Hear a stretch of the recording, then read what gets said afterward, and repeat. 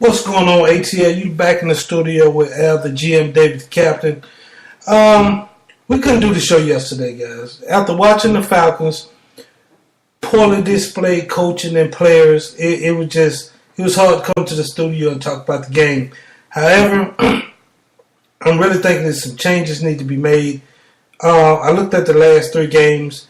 Last three games look like the 2013-14 season. I'm seeing the same patterns, same everything. So it's the coaching staff, and I think the coaching staff might have lost the team, or the team has given up on the coaching staff, or they just been super pampered to where they don't think they got to play, and Mike Smith don't have the power to force them. I can't say not to force them, but he don't have the power to know how to motivate his players or put them on notice or cut somebody. He's a good guy and loyal to a fault, and I think that being loyal to a fault is going to cost him. Hey, bro, what you think about that? I pretty much agree with you, man. We after watching the game, we know who's getting on the road with this team. That they didn't perform, didn't play, didn't show effort. And now we getting that performance at home. So I agree, man. I think the team is possibly Smith has lost the team. I didn't see effort. I seen a lot of long plays. Everything was bad, man. I didn't see anything really positive from this team. Play calling horrible. 3rd and 1, they trying to pass the ball instead of giving it to their 240, 250-pound back Steven Jackson to get 1 yard and got stopped with the pass play. So everything was everybody got to take the blame. Mike Smith got to take the blame. All the coaching, the players didn't show effort. Yeah, I think he has lost his team. And at the end of the season, Arthur Blank got to clean house. He got to. I think so. I think it's inevitable. Even if they turn around and rally to a 9-7 record or something, I still don't think that Mike Smith is our coach going forward. And also, I think Thomas Dimitrov got to, be relieved of his duties also. Right. Even with a new GM and everything coming in here, though, you and I both agree that this team is probably a couple years now set back from this regime. Dimitrov, Smith, all them boys with the personnel they brought in. So as a new GM, if you was coming in, do you make a drastic move? Do you just build it over time and wait out your 2 or 3 years? Or do you just make a drastic move? As a GM, I think what I would do, I just have to look at my contracts, the contracts that I have, because all these big contracts, the Sam Bakers, even Roddy White, you got to start moving these guys. Roddy's a little long in the tooth. He hadn't really been productive since he got injured last year. I think it's time to start putting these guys on chop block and see what you get on trading block, I should say, and see what you can get for them. As a GM, and that's what it's going to take to get these guys moved out of here. Is somebody to come in here that don't have no connections to nobody on the team. Right. I'm not loyal to anybody, and to start putting guys on the trading block to see what you have for him. I hear some of the announcers stating that the Julio Jones trade starting to come back to bite us. I don't think it's more so the Julio Jones trade now. I think we're over that hump. Right. However, I think that Thomas Dimitrov has missed on so many draft picks. That's what's starting to come back to bite us. Right, I agree. I think you can make the Julio Jones trade if you get the right personnel with your picks. You'll be fine. But yeah, I think he missed on a lot of picks and a lot of bad contracts, which we couldn't go out and get better, tougher personnel. And I do think that's coming back to bite us. I don't think the trade itself and the lack of picks of what you gave up is biting us. And I looked at Thomas Dimitrov's track record, and from 2008 to now, he has traded away 7 draft picks. And if you know, the 7 draft picks is a whole entire draft. So between 2008 to 2014, we had missed the whole draft. Technically, we had missed the whole draft on 7 players.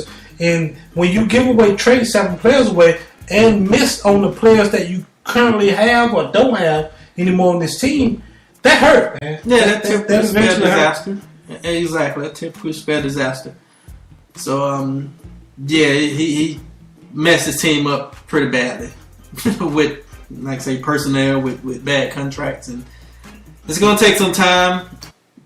And hopefully, the fans are patient. If they clean house, I'm on the bandwagon. If they don't clean house, it's going to be hard for me to stomach this anymore. If I tell you what, if Arthur Blank don't clean house, this is going to be a bunch of bull. That's what it's going to be, a bunch of bull. So, hey, man. Yeah, it's another tough one, man. But I guess you can't dwell on it too much. We are who we are at this point. We got 4 losses. I think we're out of the this playoff race. I know a lot of players saying it's still a long season. Mike Smith saying it's still a long season, but the product I see on the field at this point, I don't see us making the playoff. Exactly. We needed to win the game yesterday against the Bears. For one, for the record sake. Number 2, the keepers in the NFC South hunt. Because we can't win on the road and to lose a home game like the way we did yesterday. And now we won't be at the Dome to 42 days. Right. November 23rd, I believe. Yeah, it'll be 42 days before we back at home. And I'm like, you got four games on the road, then you got a bye week.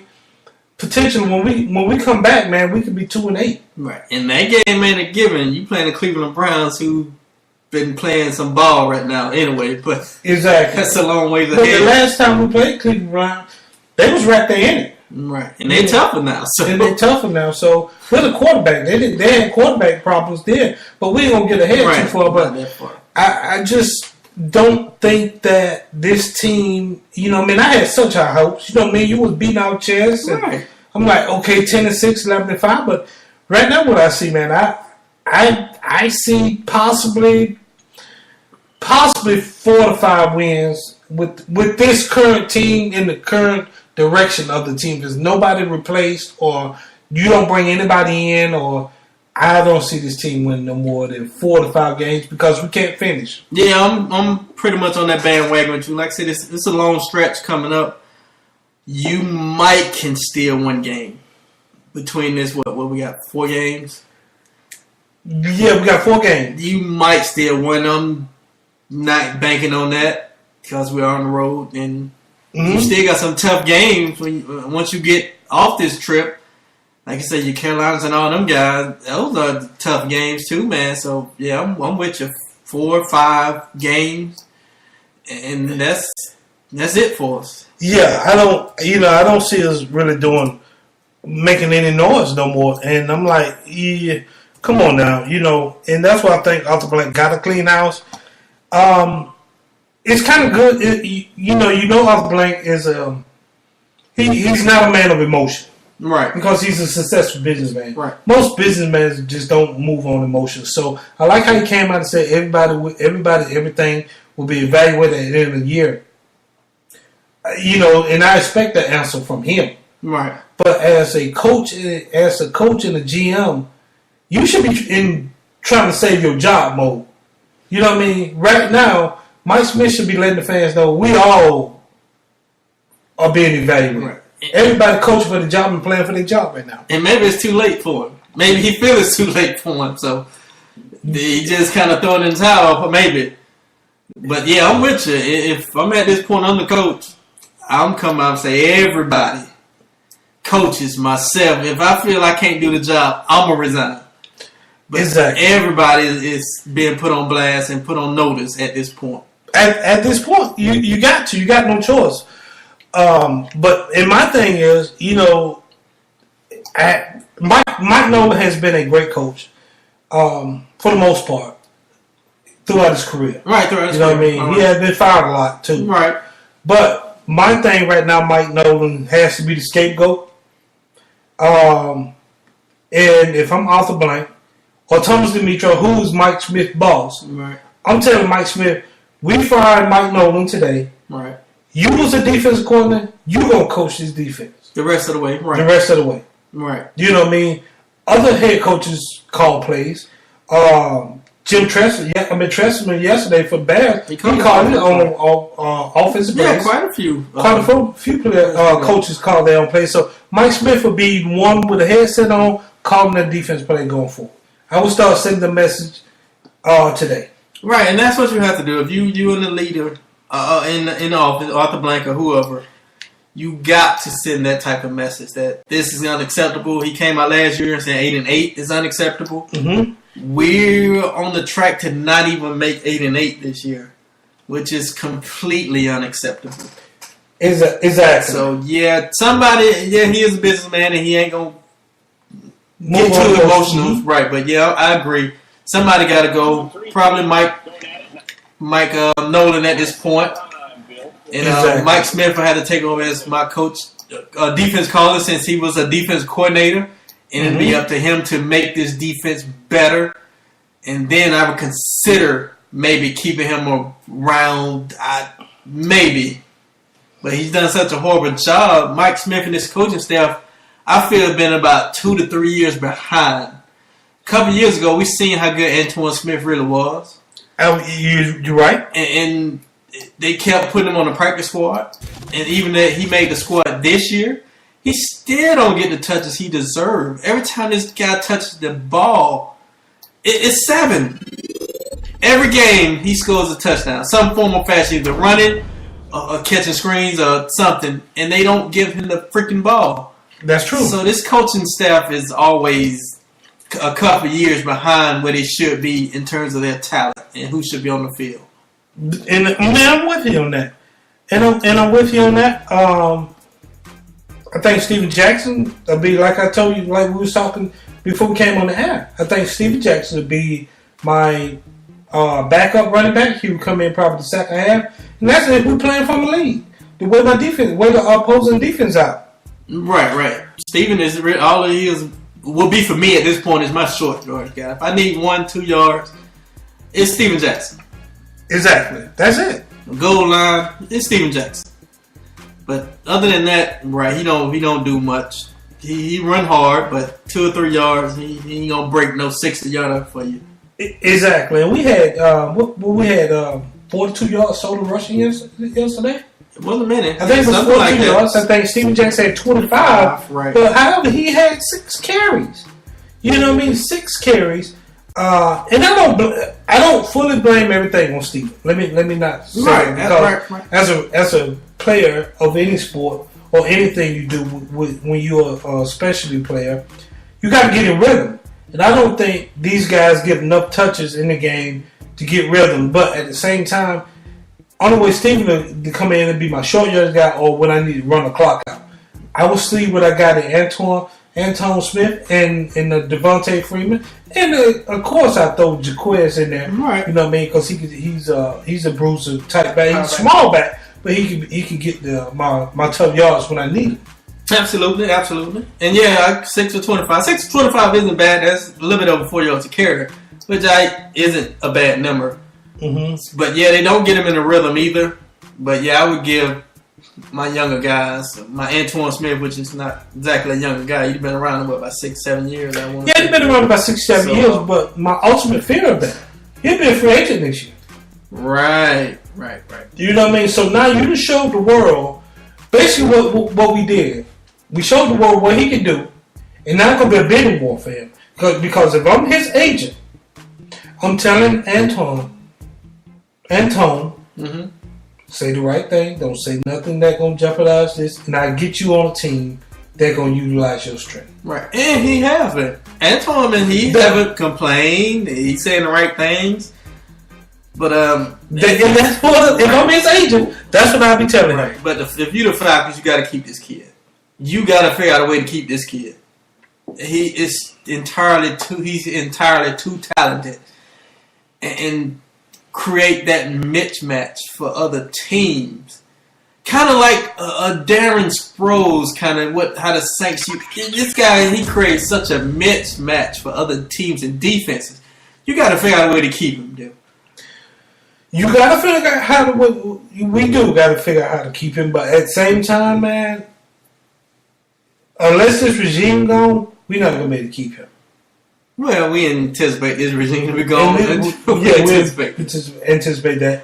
And like I say, so him, you got Devontae. I was talking to you earlier, and I heard Deion Sanders say, I was talking to you before the season started. Right. And I was thinking about we should start looking to trade Roddy. Right. They ended up signing him to a 4-year, $30 million deal, which I thought was a terrible move.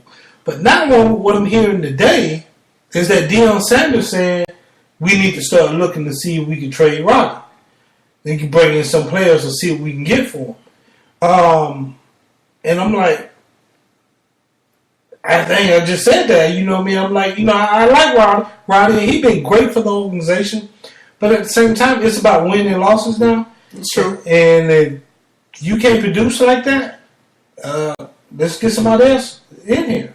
Might not be a bad move. I didn't think Roddy would be this bad. I wasn't opposed to the re-signing him. I don't know if I'd have gave him that much money or whatever. Mm-hmm. I would have had to look at everything as a whole. But I wasn't opposed to re-signing him. But I didn't just think he would be this bad this fast. Like I say, he has been a good player.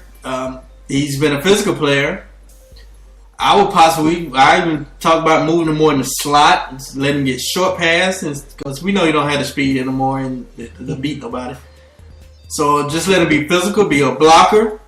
But yeah, what I seen yesterday, man, in a couple games this season, that he looked bad. He looked bad, and he can't get no separation anymore. Well, yeah, he can't. That's why I say maybe a slot player, but yeah, we know he ain't beat nobody anymore.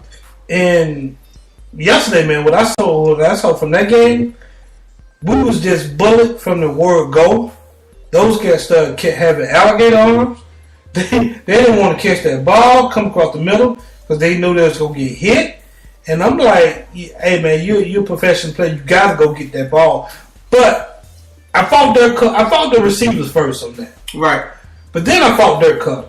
If I know my receivers get beat up going across the middle, let me change it up, see can I stretch these guys out a little bit. Something. You got to come up with something. We stuck with the same. We stuck with the same freaking game plan. We didn't make no changes. We didn't do nothing, man. I'm like, come on, man. But that's always been the case.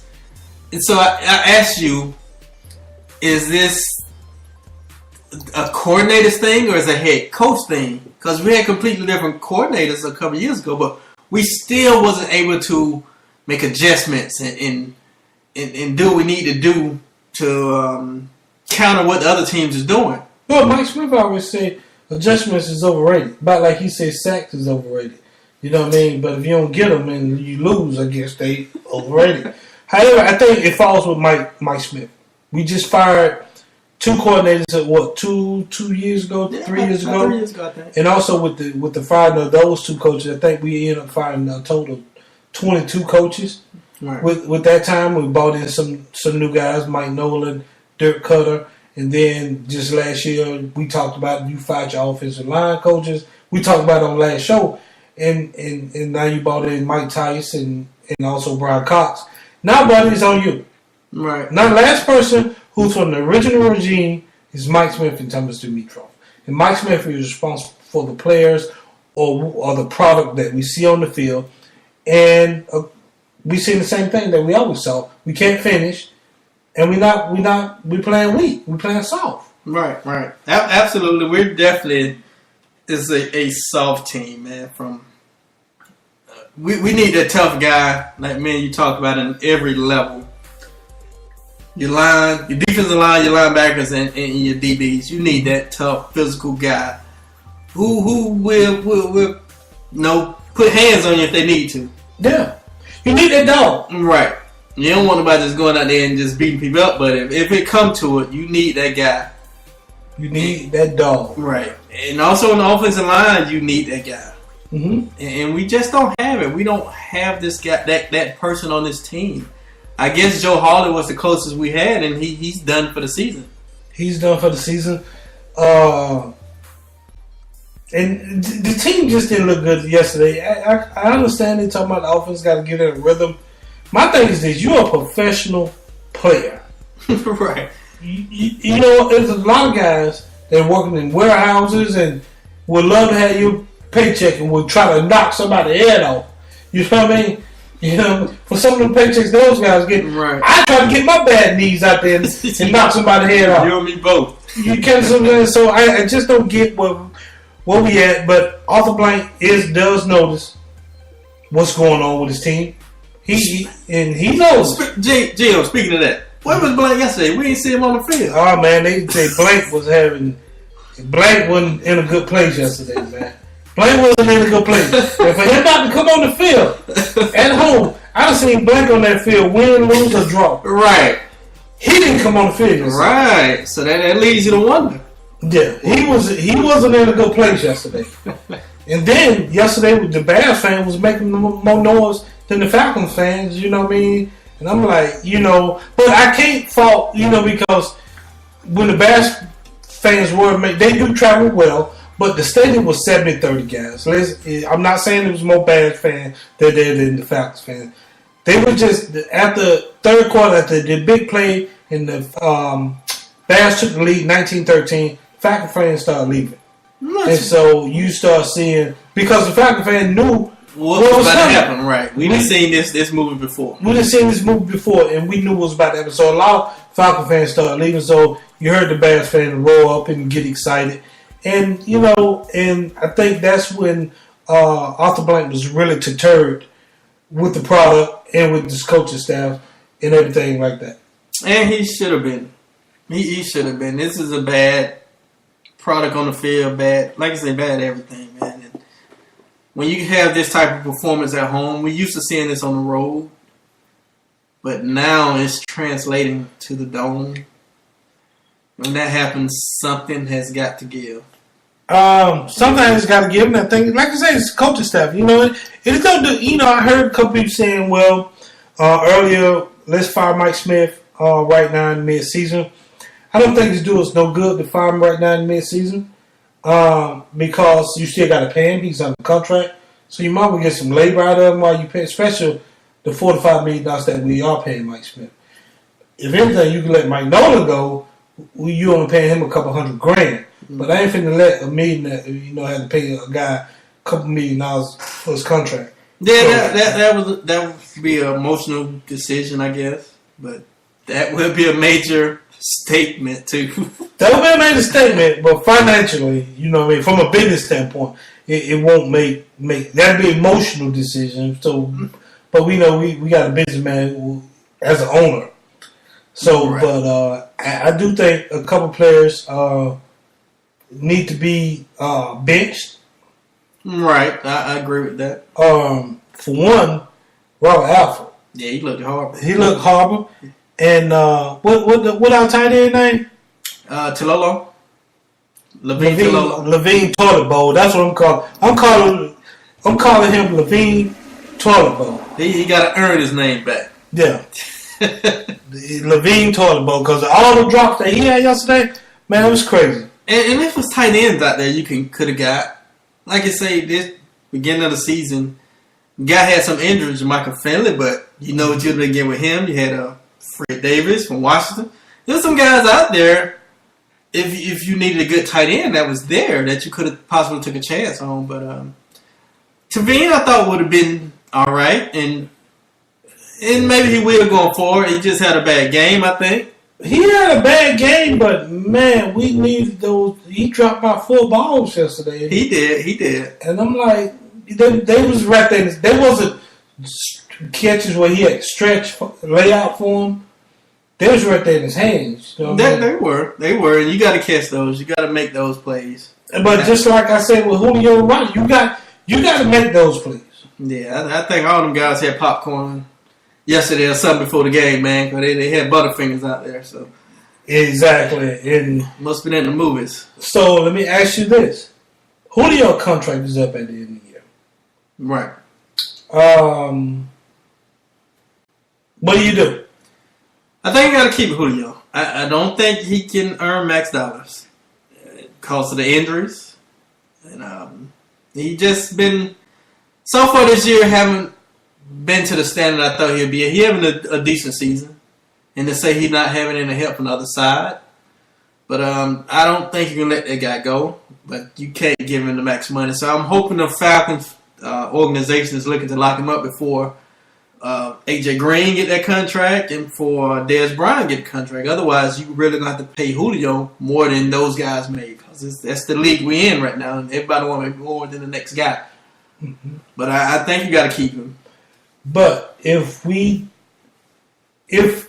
decide to keep Julio, it's gonna cost you anywhere from $10 to $11 million a year.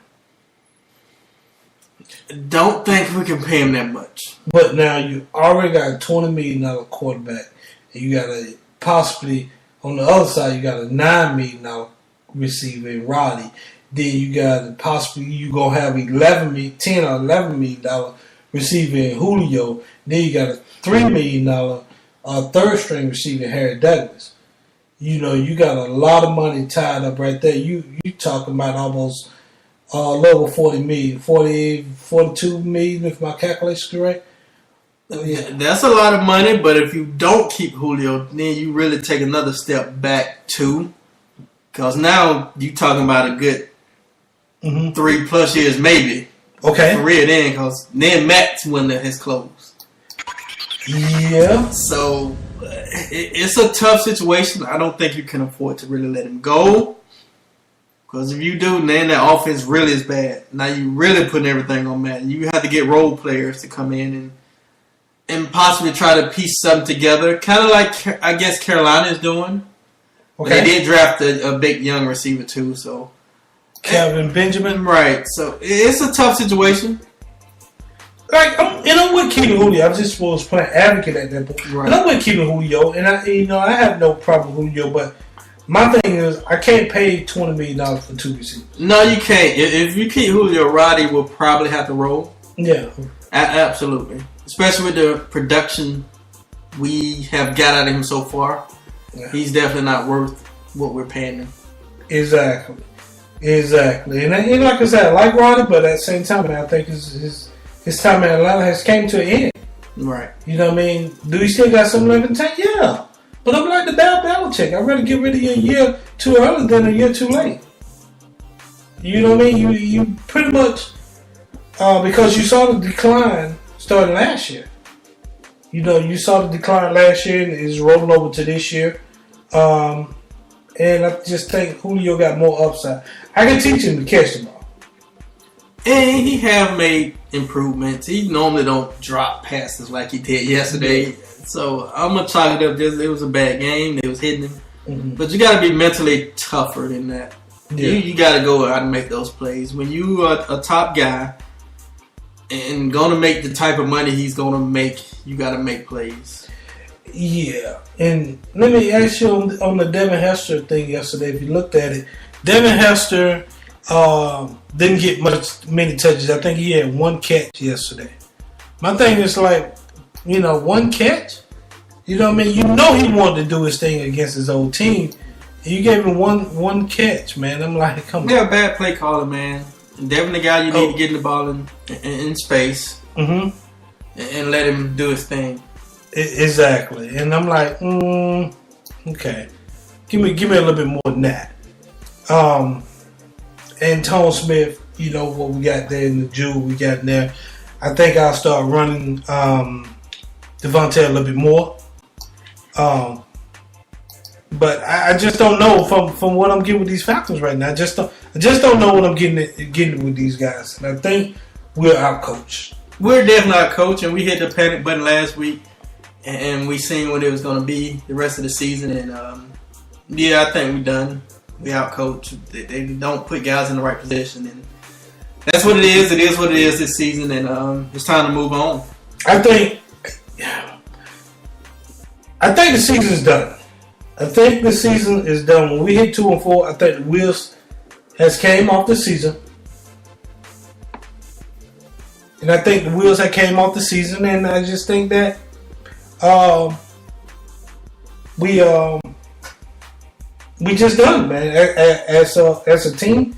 And a lot of people are like, well, Falcons don't have the fans to get behind the team. No, I don't think that's that's it, because a lot of people from Atlanta are transplants. Right. You know what I mean? So this is a city of mixed mixed people from everywhere, a lot of transplants, and I think what Atlanta is searching for is a solid product on the field that can really muscle and win a championship. That's what I think the people in Atlanta want, and I think we deserve it. Absolutely, and it's proven that when we're winning, the fans are there and they're cheering, they're making noise.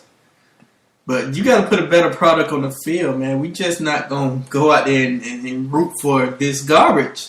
Yeah, on the field, this is unacceptable. Yeah, it's hot garbage to me, dude. It's definitely hot garbage to me, and I think what Mike Smith and Mike Smith and Tommy Dimitrov need to get with each other and jump in their cars and burn out.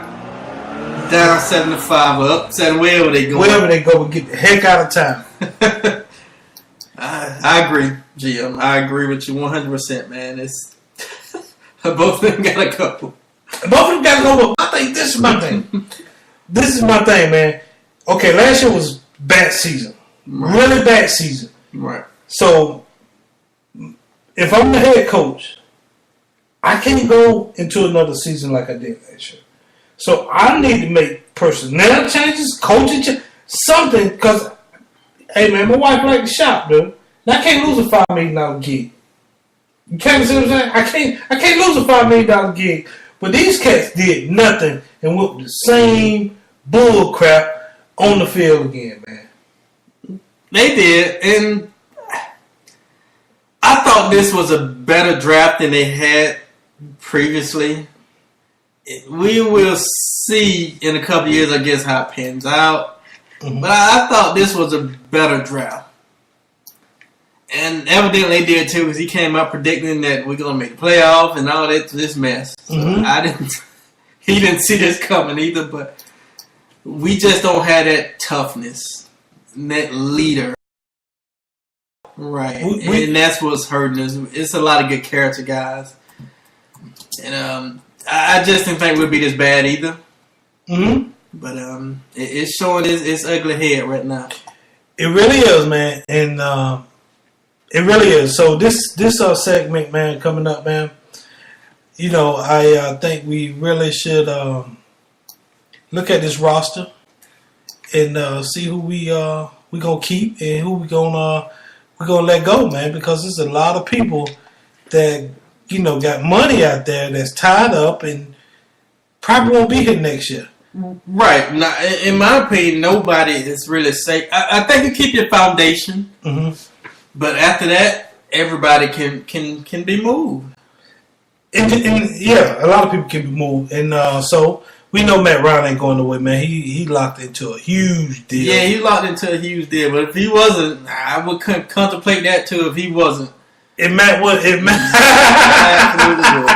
You know what though? I think Matt Ryan is he's not an elite quarterback, but I think Matt is solid. I do think Matt is solid. He's solid.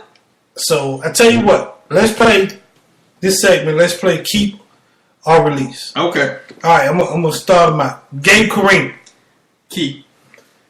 Cameron Bradfield. I don't know who that is. He on the IR. Okay. Sean Witherspoon. Wow, that's a tough one. He's very injury prone. It'll be a proven deal.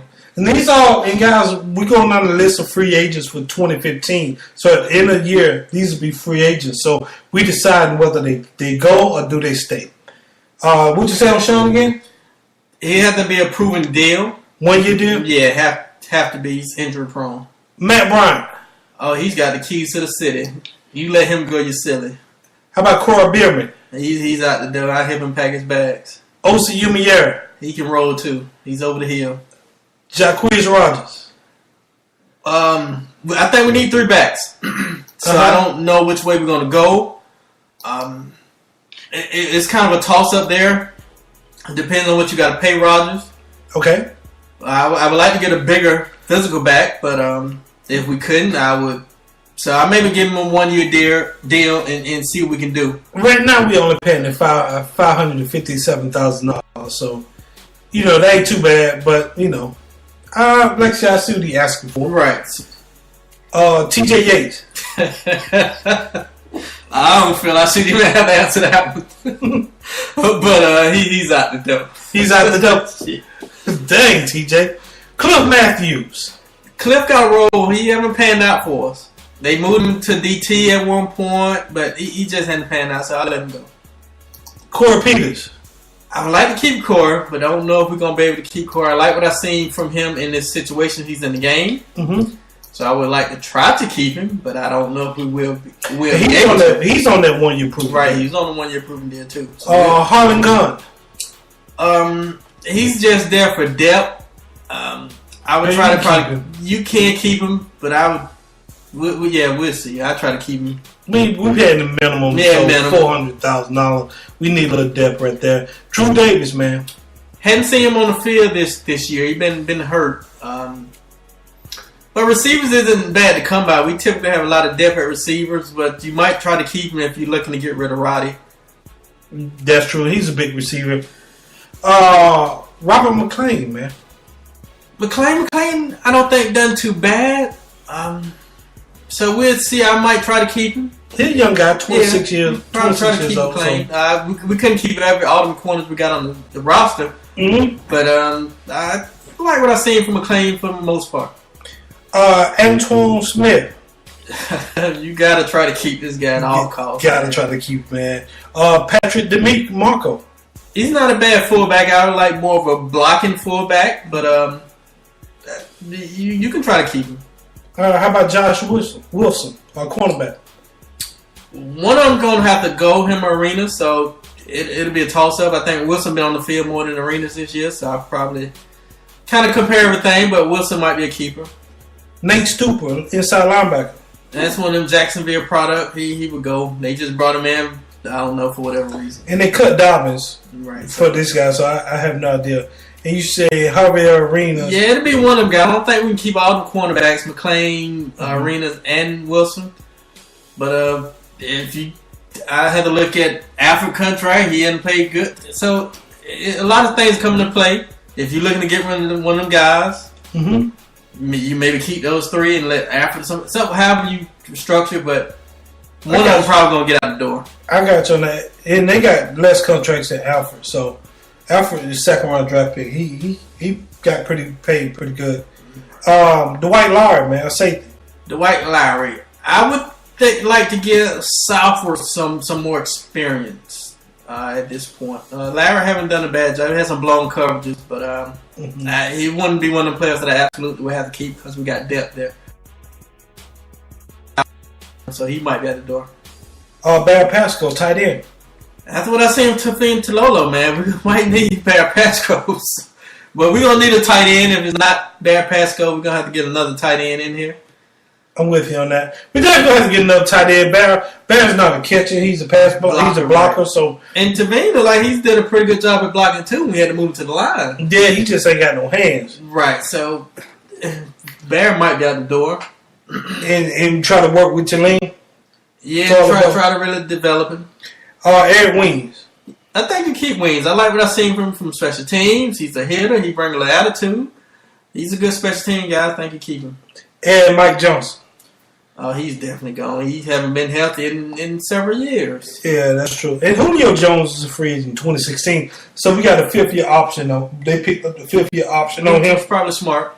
So we got another year before we lock him in. Right. But they should be trying to get that deal done, like you say, before Dez and before AJ Green. Right. And then, we got a couple more players that we'll be looking into down the road. But, yeah, man, a lot of these guys, we got a lot of money tied up with out here, some bad contracts. At least I feel they're bad contracts. I think so, too. I think so, too. And maybe some renegotiation needs to be done somewhere along the line. No guys ain't going to want to, but it's either that or hit the door. Well, Matt will have to restructure his deal eventually.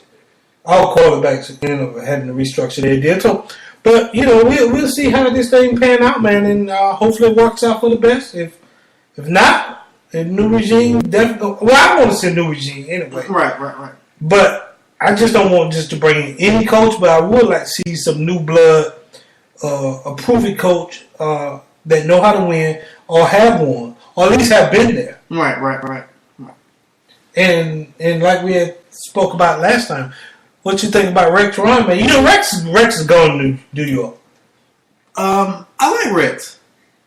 I would love him more of a defense coordinator, but I think he's a good head coach too. His first year or so in Jets, I believe they went to the AFC Championship game for years. Couple times. Right, so if he got the talent on offense, I think he can really do something. With Mark Sanchez, right, which is a good quarterback. So once you got the talent on offense, I think he can do something. You know what you're going to get from his defense, a tough, physical, hard-nosed defense. That is Buddy Ryan, so he's blitzing you. Yeah, he's blitzing. And also, I think you are going to be Jim Harbaugh going to be on the upward market this year. Yeah, we talked about Harbaugh. Not a bad coach. I might consider that too. I know you're not a big fan of Harbaugh, but there might be some consideration there. I like the guys in the booth. Don't know if they'll come down, and your Grudens and your Cowers, but it's something I would try to really look into, man. I got you on that. I would like a guy who personally proven, possibly to win the Super Bowl. That would be my first choices. Okay. But if not, yeah, I like Rex. And you mentioned Frazier. Yeah. Leslie Frazier, who I thought was a good coach, didn't do too well in Minnesota. He didn't.